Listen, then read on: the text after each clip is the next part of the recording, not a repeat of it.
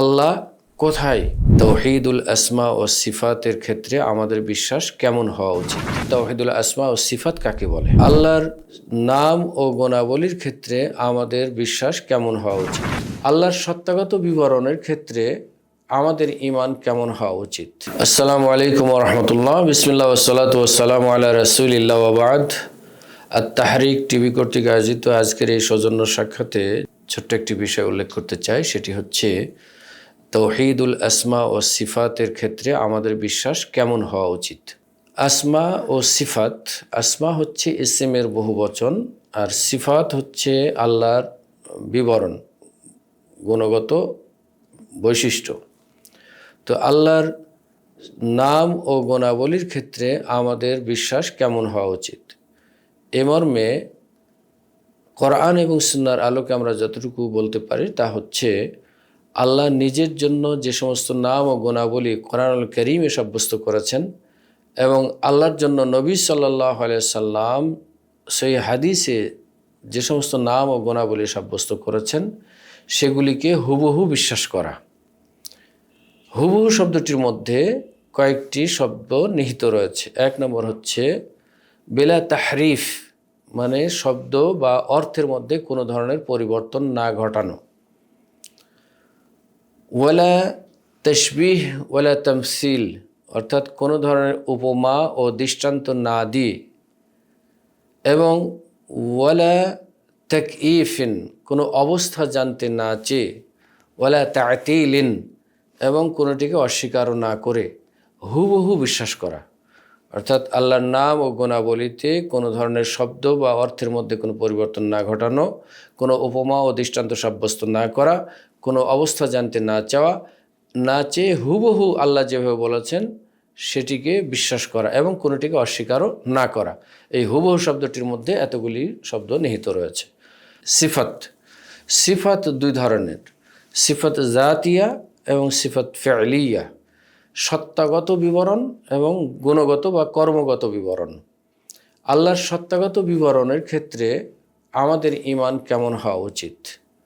আল্লাহর সত্তাগত বিবরণের ক্ষেত্রে আমাদের ঈমান অনুরূপই হবে যেরকম আল্লাহ রাব্বুল আলামিন বলেছেন। অর্থাৎ আল্লাহ রাব্বুল আলামিন নিজের জন্য যে ধরনের সত্তা বা অবয়বের কথা, জাতের কথা বলেছেন, হুবহু সেইভাবে বিশ্বাস করতে হবে।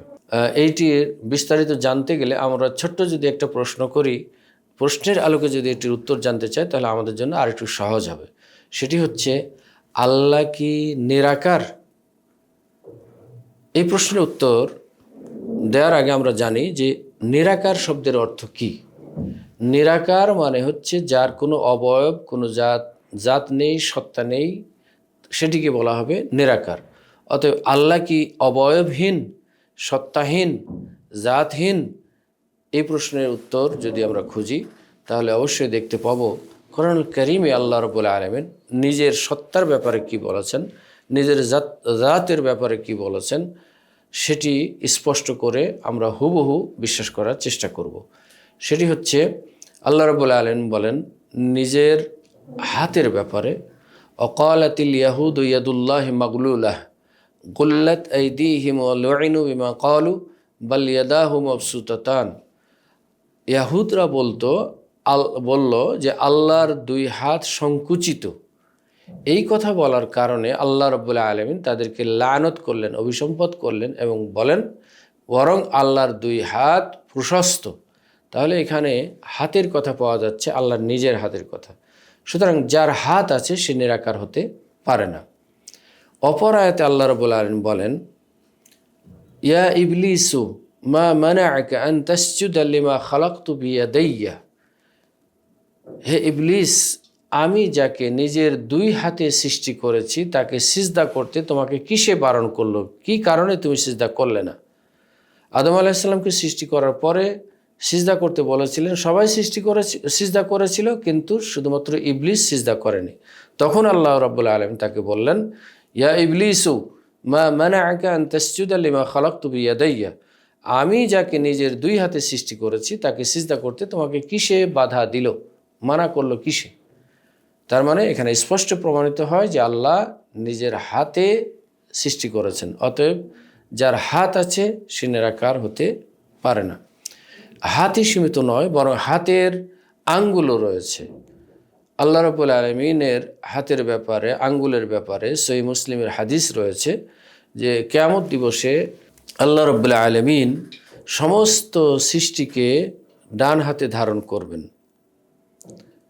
সমস্ত সৃষ্টিকে ডান হাতে ধারণ করবেন এবং সেই ডান হাতে ধারণ করার ক্ষেত্রে আল্লাহ রাব্বুল আলামিনের ব্যাপারে রাসূল সাল্লাল্লাহু আলাইহি ওয়াসাল্লাম বলেন, সেই দিন আল্লাহ রাব্বুল আলামিন এক আঙ্গুলে সমস্ত কাদা মাটি ভূমি ধারণ করবেন, আর এক আঙ্গুলে পাহাড় পর্বত, আর এক আঙ্গুলে যত পানি পর্বত আছে সবগুলি, আর এক আঙ্গুলে বৃক্ষরাজি, আর এক আঙ্গুলে আসমান জমিন সহ সমস্ত সৃষ্টি ধারণ করে ঝাঁকুনি দিবেন আর বলবেন, আনাল মালিকু আনাল মালিকু আইনাল জব্বারুন আইনাল মুতাকাব্বিরুন।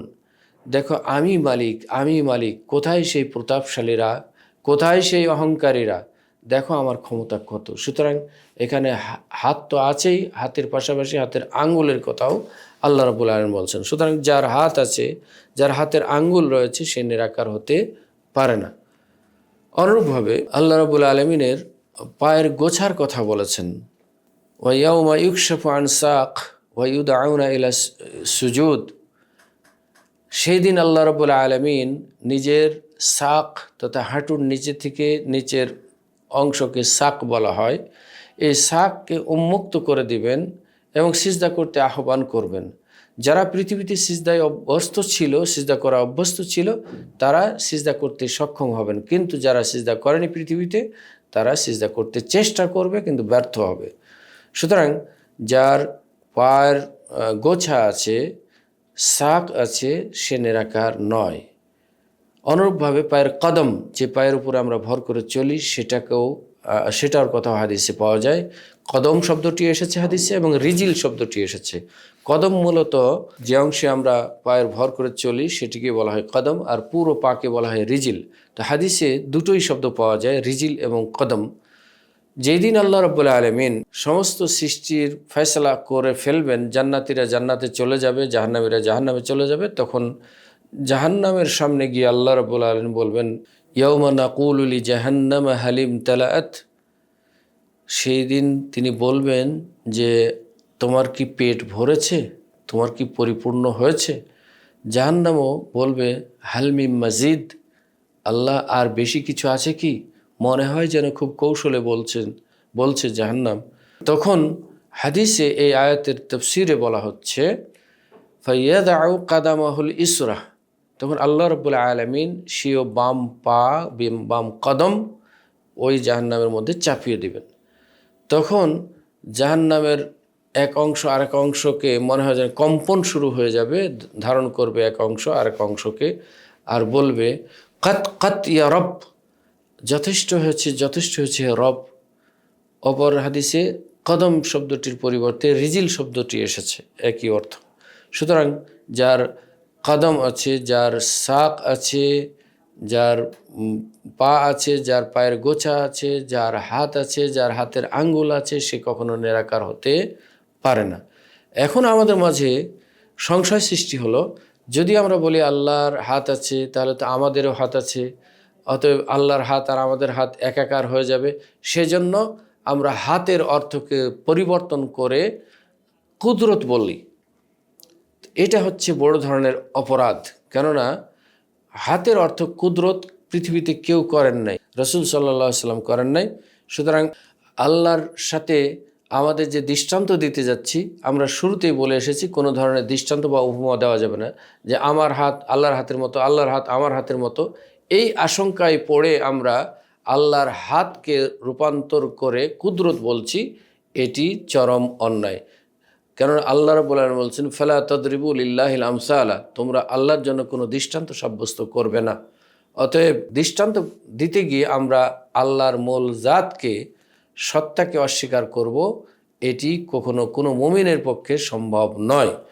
অতএব যার হাত আছে, যার হাতের আঙ্গুল আছে, যার পা আছে, সে কখনোই নিরাকার হতে পারে না। আমাদের বোধগম্য হচ্ছে না, এই জন্য আমরা দৃষ্টান্ত দিতে যাচ্ছি, এটি কখনোই উচিত নয়। আমরা আল্লাহর সাথে কোনো দৃষ্টান্ত দেওয়া যাবে না, এটাই তো প্রথম শর্ত। দ্বিতীয়ত হচ্ছে, যখন আপনার মনে এতই সংশয় হচ্ছে যে আল্লাহর হাত আছে, আমারও হাত আছে, একাকার হয়ে যাবে, তখন আপনি আল্লাহর হাতকে রূপান্তর করলেন কেন?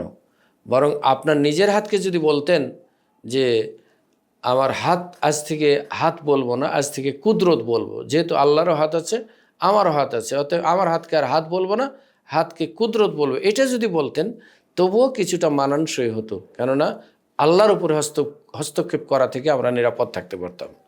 সুতরাং আল্লাহর উপরে হস্তক্ষেপ করা এটি বড় ধরনের অপরাধ। এই ক্ষেত্রে আমরা তাওহীদবাদী হয়েও মুশরিক হয়ে যাচ্ছি। আল্লাহর সাথে সাদৃশ্য স্থাপন করতে গিয়ে আমরা আল্লাহর সত্তাকে অস্বীকার করছি, তাতিল করছি। সুতরাং এটি নয়, এরকম নয়, বরং আল্লাহ নিরাকার নন, এভাবে আমরা বলবো। আল্লাহর ক্ষেত্রে শব্দগুলি বলার সময় আমরা খুবই সতর্কতার সাথে বলবো। আল্লাহর আকার আছে, সরাসরি এভাবে না বলে আমরা বলবো আল্লাহ নিরাকার নন। আল্লাহর নিরাকার নন, আল্লাহর আকার আছে, আল্লাহর আকার আছে কিসের মতো, কার মতো, এরকম না বলে আমরা বলি আল্লাহ নিরাকার নন। সুতরাং তার জন্য যেরকম অবয়ব হওয়া দরকার, তার জন্য এই হাত যেরকম হওয়া দরকার, আল্লাহর হাত আল্লাহর মতো, মানুষের হাত মানুষের মতো, সৃষ্টির হাত সৃষ্টির মতো, আল্লাহর হাত আল্লাহর মতো। যেহেতু আল্লাহ নিজে হাত সাব্যস্ত করেছেন, অতএব হাত আছে এটুকুই বলতে হবে। কিন্তু হাত কীরকম এই দৃষ্টান্ত দেওয়া যাবে না, কৈফিয়ত জানতে চাওয়া যাবে না, কীরকম এই অবস্থা বা কৈফিয়ত রূপ জানতে চাওয়া যাবে না। কারণ আল্লাহ বলছেন লাইসা কামিসলিহি শাইউন ওয়া হুয়া সামিউল বাসির, আল্লাহর মতো কোনো কিছুই নেই, তিনি শোনেন এবং তিনি দেখেন। সুতরাং যার হাত আছে, যার হাতের আঙ্গুল আছে, যার পা আছে, যার কদম আছে, সে কখনোই নিরাকার হতে পারে না। অতএব আমরা আল্লাহর তাওহীদুল আসমা ও সিফাতের ক্ষেত্রে এই বিষয়টি আমরা স্পষ্টভাবে বিশ্বাস করব মনের গভীর থেকে যে আল্লাহ নিরাকার নন। ইমাম আবু হানিফা রহমতুল্লাহ আলাইহি বলেন যে যে বলবে আল্লাহ নিরাকার, সে আল্লাহর অস্তিত্বকে অস্বীকার করবে। কেননা আল্লাহ রাব্বুল আলামিন এভাবে বলেছেন যে কোরআন কারীমে আল্লাহ রাব্বুল আলামিন নিজের অবয়বের কথা বলেছেন, মুখমণ্ডলের কথা বলেছেন, দুই হাতের কথা বলেছেন, পায়ের কথা বলেছেন। সুতরাং তিনি নিরাকার নন। অতএব আমরা চেষ্টা করব এই উত্তরটি যথাযথভাবে মনে রাখার, যে আল্লাহ কি নিরাকার, আমরা বলবো আল্লাহ নিরাকার নন। এটি গেল আল্লাহর সত্তাগত বিষয়ের ক্ষেত্রে, সিফাতের ক্ষেত্রে আমাদের ঈমান এরকম হবে। আরেকটি প্রশ্ন যদি আমরা করি যে আল্লাহ কোথায়, এটিও আসমা ও সিফাতের ক্ষেত্রে অন্তর্ভুক্ত। আল্লাহ কোথায়, আমাদের সমাজে এক উত্তর পাওয়া যায় এভাবে যে আল্লাহ সর্বত্র বিরাজমান। আর কেউ কেউ বলেন আল্লাহ সব বস্তুর মধ্যে বিদ্যমান। কেউ কেউ বলেন আল্লাহ সকল মুমিনের কলবে বিদ্যমান। অতএব কোনটি সঠিক, এটি আমাদের জানা দরকার। আল্লাহ কোথায়, এই উত্তরটি আমরা একাধিকভাবে পেয়ে থাকি। আর কিছু মানুষ বলেন আল্লাহ ঊর্ধ্ব জগতে, আসমানের উপরে, সকল সৃষ্টির উপরে, আরশের উপরে বিরাজমান, নাকি সব বস্তুর মধ্যে বিদ্যমান, নাকি সকল মুমিনের কলবে বিদ্যমান। এই কথাটির উত্তর আমরা পবিত্র কোরআন এবং সহিহ সুন্নাহর আলোকে সাহাবীদের বুঝের নীতির অনুসরণ করে আমরা জানার চেষ্টা করব ইনশাআল্লাহ। আল্লাহ কোথায়, আমাদের সমাজে কিছু কিছু মানুষ এখন বলে থাকেন যে আল্লাহ কোথায়, এই প্রশ্নটিই করা যাবে না। আসলে এটি যৌক্তিক নয়। কেননা নবী সাল্লাল্লাহু আলাইহি ওয়াসাল্লাম ঈমান যাচাইয়ের জন্য যে প্রশ্নটি করেছিলেন তা ছিল এই প্রশ্ন। আমরা জানি সহিহ মুসলিম এর হাদিস, মুসলিমে বর্ণিত হাদিস, জনৈক বালিকা কৃতদাসী ছিলেন। ওই মালিক তাকে মুক্ত করার জন্য রাসূল সাল্লাল্লাহু আলাইহি সাল্লামের কাছে জানতে চেয়েছিলেন। তখন তিনি বললেন, তাকে নিয়ে আসো, আমি তার ঈমান যাচাই করি, যদি সে মুমিন হয় তাহলে তাকে আজাদ করে দিবা, নেকি বেশি হবে। নিয়ে আসলেন, জিজ্ঞেস করলেন আইনা আল্লাহ, আল্লাহ কোথায়? তিনি বললেন আল্লাহু ফিস সামা, ওই বালিকা, ওই কৃতদাসী বলল, আল্লাহ আসমানে। আসমানে মানে ঊর্ধ্বজগতে। সুতরাং এই প্রশ্ন করা যাবে না, এই কথাটি সঠিক নয়। বরং প্রশ্ন করে ঈমান যাচাই করতে হবে, এবং ঈমান যাচাইয়ের জন্য এই প্রশ্নই করতে হবে, সেটিই যুক্তিযুক্ত। এখন আসুন, আমরা যদি কোরআন এবং সুন্নাহকে বিশ্লেষণ করি তাহলে দেখতে পাবো যে সরাসরি আল্লাহ রাব্বুল আলামিন 7টি আয়াতে বলেন আল্লাহ ঊর্ধ্বজগতে আরশের উপরে। আর আনুষঙ্গিক অনুরূপ অর্থবোধক আয়াত আরও অনেক আয়াত রয়েছে যার দ্বারা প্রমাণিত হয় যে আল্লাহ আছেন ঊর্ধ্বজগতে। তো যেমন আল্লাহ রাব্বুল আলামিন বলেন আর রহমানু আলাল আরশি ইস্তাওয়া, সূরা তাহার 3 নম্বর আয়াত, যে আল্লাহ আরশে আজিমের উপরে আছেন, এই কথাটা কোরআনে কারীম থেকে প্রমাণিত। অন্য আয়াতে বলেন ইন্না রাব্বাকুমুল্লাহুল্লাযী খালাকাস সামাওয়াতি ওয়াল আরদা ফি সিত্তাতি আইয়ামিন সুম্মা ইস্তাওয়া আলাল আরশ।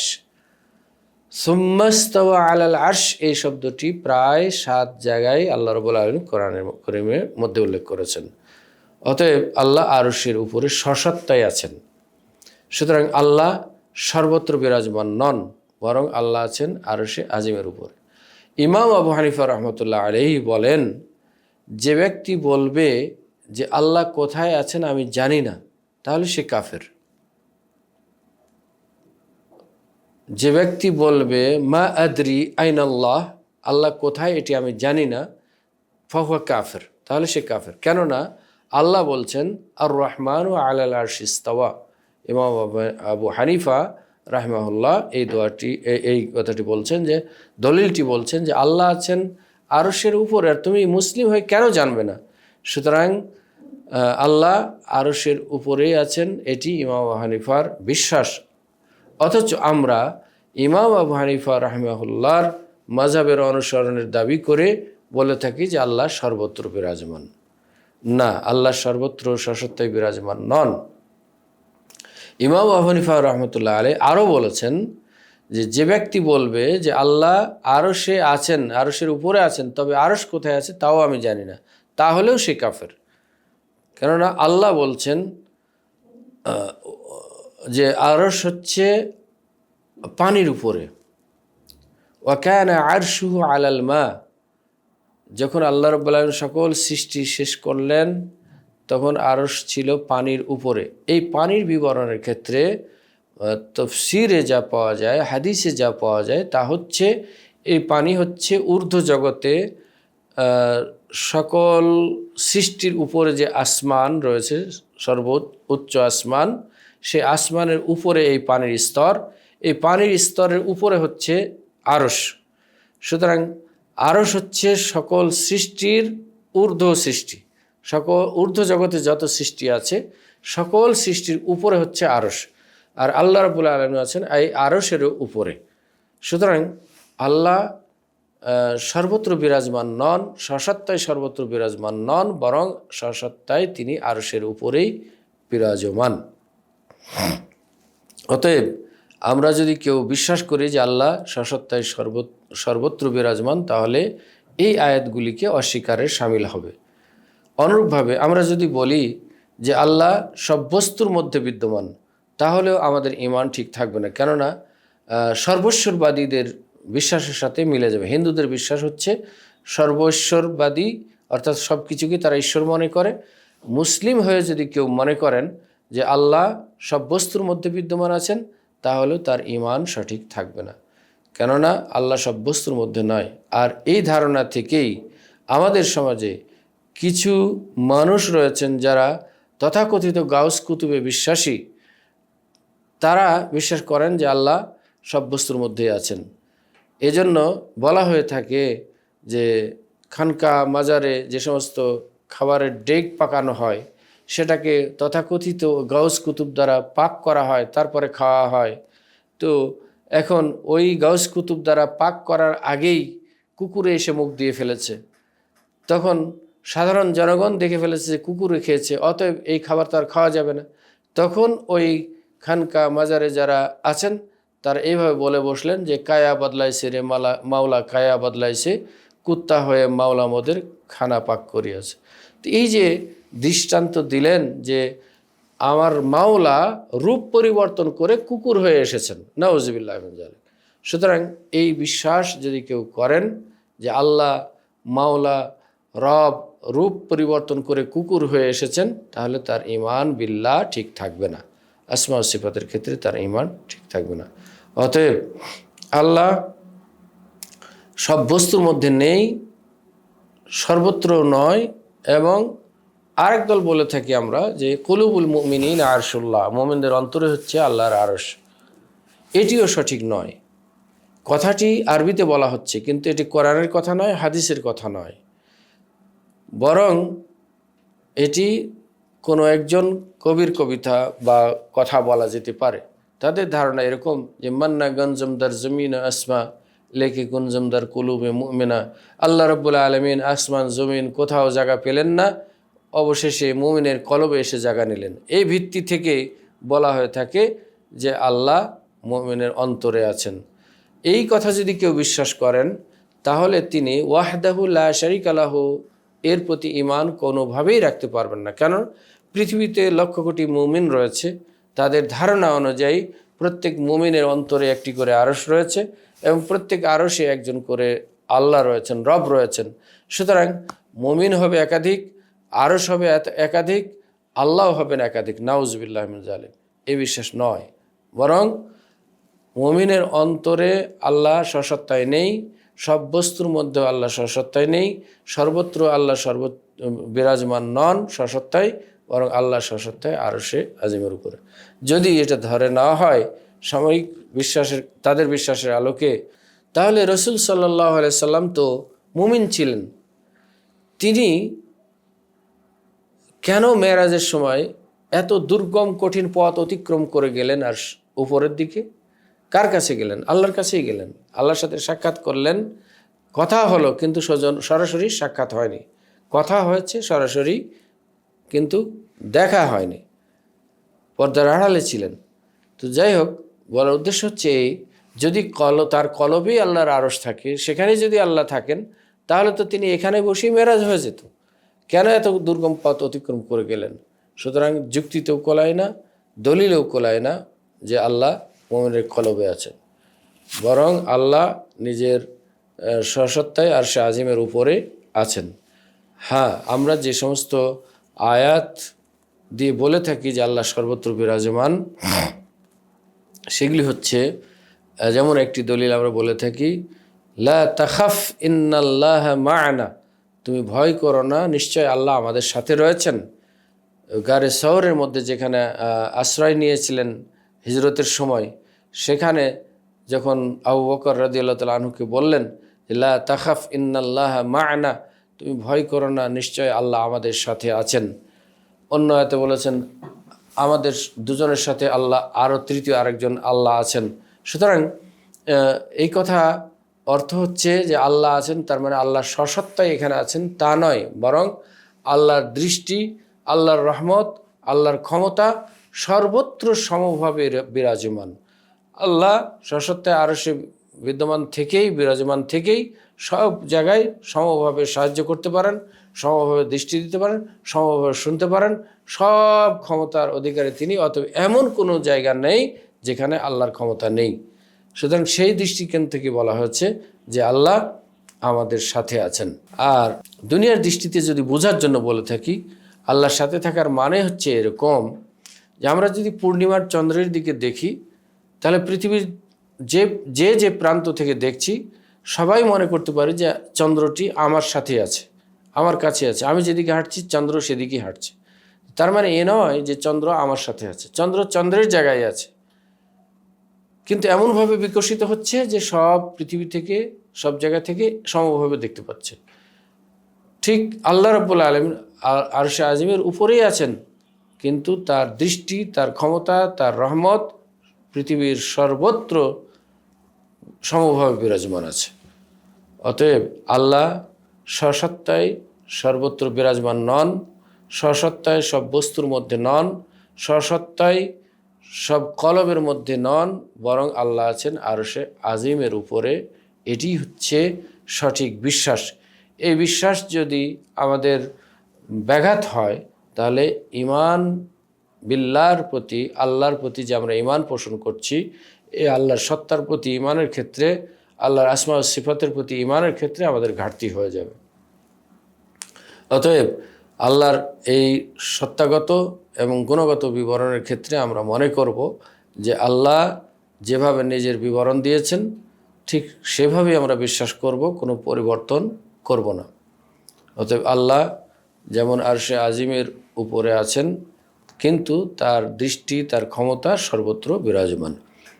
জি, অতএব আমরা চেষ্টা করব এভাবে বিশ্বাস পোষণ করতে যে আল্লাহ সর্বত্র বিরাজমান, স্বসত্তায় সর্বত্র বিরাজমান নন, স্বসত্তায় সব বস্তুর মধ্যে নন, স্বসত্তায় সব কলবে নয়, বরং আল্লাহ রাব্বুল আলামিন আরশে আজিমের উপরে আছেন। অতএব আমরা এই বিশ্বাসের আলোকেই চেষ্টা করব আমাদের ঈমানকে শক্তিশালী করার। আল্লাহ রাব্বুল আলামিন আমাদেরকে তৌফিক এনায়েত করুন। আসসালামু আলাইকুম ওয়া রাহমাতুল্লাহি ওয়া বারাকাতুহু। আত্মাহারিক টিভি, ওহির আলোয় উদ্ভাসিত জীবনের জন্য।